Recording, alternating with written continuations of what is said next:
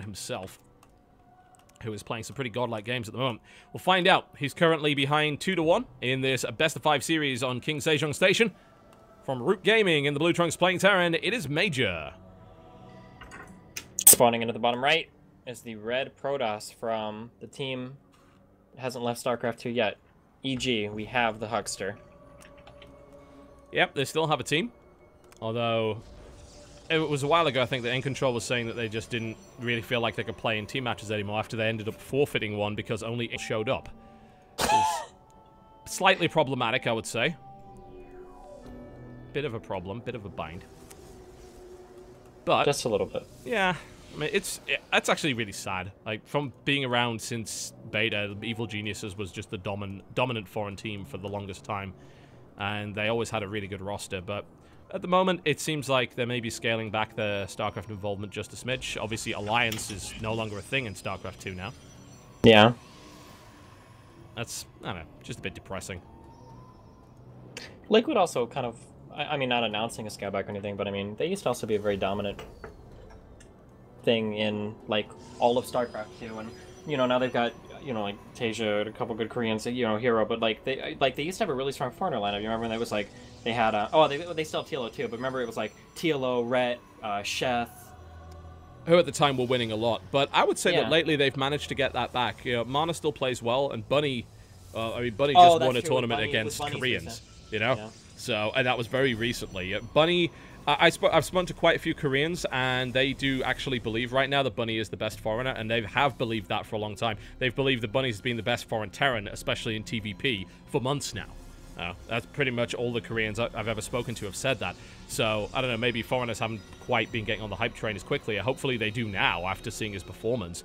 And apparently his TVZ is also really good right now. So, I think with... I completely forgot about the Europeans. Yeah, with Hero sort of having the fall-off lately, obviously he's not been performing well, and Tasia having those wrist issues, I think it is actually up to the foreigner lineup from Team Liquid to actually do the job. And, hey, they have been doing it. I mean, hell, they didn't send any of their Koreans to Ace of Team Story Cup, and they almost won it anyway. So, you know, that's impressive. You know, that's a far cry from last time when they got all killed by Impact. For sure. And they actually had Tasia with them then. So, yeah, it's... Team Liquid's lineup is definitely looking pretty good, but I'd just like to see EG pick up more players. But considering they dropped already good players, I don't know if they would. Yeah, I don't. It doesn't seem very likely at this point. No, that's a bit sad. All right, well, let's see what we got. So, Major with the Reaper opening, nothing unusual there. Gonna kite around the Zealot. Zealot's actually fairly far out. I think Major actually has an opportunity to kill it. But the Mothership Core is going to come in and intercept, so I think that should be able to save it. And Major's control hasn't been great there either, so he just kind of right-clicked on it instead of microing it, so the Zealot took less damage than it could have. But regardless, it's fine. You know, he doesn't expect to kill a Zealot with the Reaper. He has the information he needs. He knows what his opponent's doing, so now he can back off. Then PVT openers? Yep. Same bloody thing every time for the most part. Major setting up the bunker just to make sure the Zealot Stalker Mothership Core Rush doesn't do too much damage, but looks like HuK isn't even willing to engage with that. He wants to keep it back to protect the Nexus. Now, this is a bit different though from Major. We're seeing 2 racks. Will we see a commitment to a 3rd? Or are we actually going to see a factory follow-up there? I mean, 2 racks followed up by factory is not very good though, because you don't really get anything out of that. You just slow your factory down. So, you'd expect a 3rd barracks to come up after that. Yeah, I'm not sure. He's got the stem started on the racks, but he doesn't have... he's put the 2nd gas up.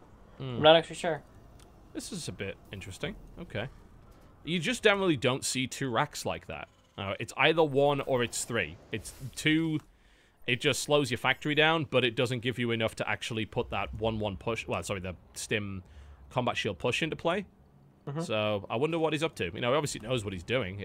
Maybe he just wants a few extra units and then goes to the factory slightly quicker. I don't know. Maybe... I was going to say, maybe he knows that HuK likes to all in on this map, and so he needs to defend. I'm not sure. That's like, I'm like taking big steps in the dark there. He is just setting the factory up. It's fine, yeah, you know, it's not terrible. He's not pushing out or anything, and he does get his factory a bit earlier than he would with that 3 racks push, and it just says, look, I've got a bunch of units, and I'm going to be able to hopefully snowball once I've got my stim and combat shield, and then I can really get things cranked up. Reaper's going to make its way in and actually gets a nice really good scout. Yeah, that's brilliant. It'll, of course, die, but it was totally worthwhile. Eventually. There we go. Energy Bay coming down. So definitely nice scout there on the Reaper. Yeah. And this maybe indicates to me that Major would like to do a little bit of earlier drop harass than what we've seen from him previously. Just, he gets a good amount of units out so he can at least hold his home base, but he gets like enough Marines so he can go for a double drop. That could do a lot of damage. Yeah, depending on how things go. I mean, HuK has been doing a really good job. It's one of those things that's like, it's hard to kind of notice because it's not like it doesn't look super cool, but he's doing a really good job at HuK not paying attention to his stalkers. Yes, yeah, that HuK has done a really good job at like splitting his army, defending against multiple drops, like having enough. Like sometimes it's so easy to like call your whole army over to defend against something, or to just carry your whole army around. But HuK has done a really good job like splitting it off. Yeah, which especially is for his Protoss. You want to make sure that your units sort of stay together because they're just more effective that way, especially once you get to the AoE phase of the game. But yeah, you're right. He controls very small groups very well. And Major's just going to menace the front a little bit. A little risky, but it is a very wide ramp. He's going to... Oh, that was close. I thought he was going to pick that sentry up. Yeah, that would have been nice, but he forces a Guardian shield, and then Major just backs off without any real losses, so... He hasn't spotted this Observer, though, so, you know, that's a thing. But there's the double medevac. So, I think that was his plan with the 2 racks, to get the medevacs out a little bit earlier to enable earlier drop play than what HuK has been used to over the last couple of games, and then to try and do some harassment. Let's see if we can make it work. Somebody in chat wanted you to know this is called 2 racks plus 1 for fuck's sake. It's Flash's macro build. There you go. Oh, there you go. That shows you that I haven't been watching a huge amount of SPL lately. He is working on the +1. Although HuK is working on the +1 as well. Again, I don't know why he's getting the +1 attack upgrade instead of the defense upgrade, but I'll ask him that. The next time I talk to him, I'll ask him why he gets that attack instead of the defense. Oh, do have a big drop coming in from Major here, but it looks like HuK is already set up to receive it. Yeah, he's moving around just to make sure that his sentries don't get sniped there. But, I mean, this is just going to be a pick up and go, I think. Just force the photon overcharge and leave at this point. Yep, and that's exactly what he does. Alright. Well, there's third base coming down here for Major. And he's looking solid so far. Neither player's really been able to get anything done up to this point. But getting the third base up is nice for Major. It's almost done. The third Nexus isn't even started for HuK. He is getting Twilight and adding on a couple more gateways. So I wonder what he plans on doing with that. Might see. Well, there's the Colossus looks again. Like there goes a probe. Looks like he wants to take a third, maybe, or maybe it's a bait. I don't know. Well, there's already a Marine there, and it's going to kill the probe. So Major is already aware of that. So that's fantastic, and he's got a decent amount of mobility around that third as well. So it could make things a little bit difficult. Major's actually broken down the back rocks and wants to get aggressive. Doesn't happen though.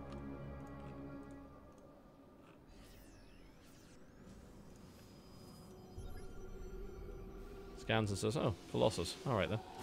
But Thermal Lance is not going to be done for quite some time. In fact, it's not even been started, has it? Has it? No.